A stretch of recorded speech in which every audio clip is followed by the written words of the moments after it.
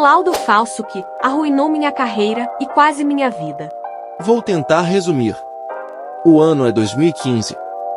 Aos 20 anos me vi envolvido em um caso criminal, onde um stalker começou a me ameaçar e seguir cada passo meu. O caso envolveu a polícia e só acabou quando o próprio delegado do caso interveio. Tudo durou cerca de 4 meses. Talvez eu conte essa história em outro post. O ano é 2016. Todos seguiram a vida, menos eu. Comecei a fazer tratamento psicológico devido aos traumas que adquiri. Laudo 1, ainda não é o tal laudo depressão severa. Diante da gravidade do caso, a psicóloga me encaminhou para o tratamento psiquiátrico. O ano é 2017. Comecei a fazer tratamento psiquiátrico em paralelo ao psicológico. Foi aí que, sem saber, passei novamente a ser vítima. Relatei para o médico em questão tudo o que passei, mostrei o encaminhamento junto ao laudo da psicóloga e ele, acredito eu, parece ter focado apenas em detalhes isolados, ignorando todo o contexto. Vamos lá. Eu passei a ter medo até da minha sombra. Não saia sozinha, nunca, jamais. Não conseguia dormir direito, não tomava banho se estivesse em casa sozinha. Um medo ligado diretamente ao ocorrido. O stalker me ameaçava dia e noite, incluindo fotos minhas chegando em casa, saindo, no transporte público e 2 vezes dentro da minha própria casa. Eu tive várias crises de pânico na rua, em lojas, restaurantes, enfim. Relatei tudo a ele, mas parece que ele só ouviu essa parte. Às vezes tenho crises de pânico pois sinto que estou sendo perseguida ignorando a porra do contexto. Eu não disse que via, ou via nada. Eu não via gente morta, eu não via vultos, ou escutava vozes. Não tinha nada no meu caso que indicasse alucinações. Eu apenas disse que tinha essa sensação e claro, com contexto. Fui induzida por 4 meses a acreditar que isso iria acontecer, por uma pessoa real, num caso real que envolveu a polícia civil. Enfim, mas até então eu não sabia de nada, achava que estava sendo cuidada. O ano é 2018. Passei a tomar doses cavalares de remédios receitados pelo tal médico, clonazepam, Pristic, risperidona e carbolitium. Com meses eu era um completo zumbi. Com 2 meses tomando essas medicações, minha psicóloga interveio, ainda bem, e recomendou um novo psiquiatra e lá vou eu fazer nova avaliação. Ele suspendeu todas as minhas medicações de uma vez, outra coisa errada, e tive uma forte crise de abstinência que me levou pro parar com tremores, vômitos e desmaios. Lá eu passei por nova avaliação e um médico muito humano finalmente ouviu a minha história e me passou um contato de um psicólogo. Eu falo me passou, mas passou para minha mãe, que na época era quem cuidava de tudo, foi a minha heroína, minha rainha. Enfim, fui tratada como deveria. Passei a tomar apenas o clonazepam para dormir e junto a isso o psicólogo. Um trabalho árduo foi me direcionando. Passei a ir ao nutricionista, comecei atividades físicas, perdi os 15 quilos que havia ganhado por causa do carbolitium. Aos poucos fui me recuperando do primeiro trauma e dos efeitos catastróficos dos remédios. O ano é 2019. Destranco minha faculdade, passo na prova de nivelamento e consigo me formar em enfermagem. Passei a procurar emprego em todos os hospitais da minha cidade. E foi aí que algo estranho começou a acontecer. Eu passava em todas as fases das seletivas. Mas quando ia entregar a documentação final para a contratação, eles simplesmente davam para trás. Sempre com uma desculpa pior que a outra. Isso aconteceu por 3 vezes. Eu só consegui trabalho em home care através de uma cooperativa fuleira que pegava qualquer trapo velho no mercado.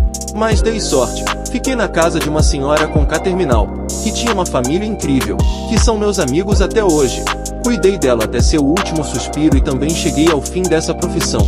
O ano é 2022. Entrei em um curso de graduação em letras e me encontrei. Conheci o amor da minha vida. O ano é 2025.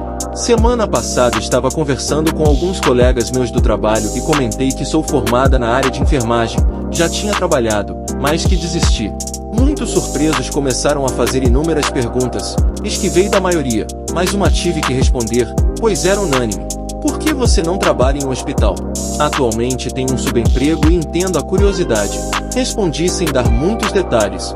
Falei apenas que tive depressão e logo depois tive que lidar com um óbito sem estar preparada. Minha paciente morreu no meu plantão e foi uma experiência terrível. Falei também que já tinha tentado em vários hospitais, inclusive passado para as vagas, porém, não conseguia tomar posse porque sempre acontecia um imprevisto e que eu achava bem estranho, mas não sabia o motivo. Aí começaram a falar e um deles solta: deve ser por isso, depressão severa, dependendo do tipo de laudo, eles podem ter acesso. Eu fiquei pasma, até gerou uma discussão acalorada no momento. Deve ser por isso, depressão severa, dependendo do tipo de laudo, eles podem ter acesso. Eu fiquei pasma, até gerou uma discussão acalorada no momento. Uns falando que não era ético, outros falando que podia sim ser possível por se tratar da área da saúde, e eu fiquei com aquilo na cabeça. Segunda-feira, 20 de janeiro de 2025, fui até a primeira clínica onde obtive o laudo de depressão severa e me informaram que isso não seria possível de acontecer, que eles mantêm sigilo e só mediante ação judicial é possível liberar os laudos. Ok, não satisfeita fui até a clínica onde o médico me entupiu de remédios. Mesmo sabendo que não tinha laudos, queria tirar essa dúvida com eles também. Porém, quando cheguei lá, descobri que eu tinha a porra de um laudo sim.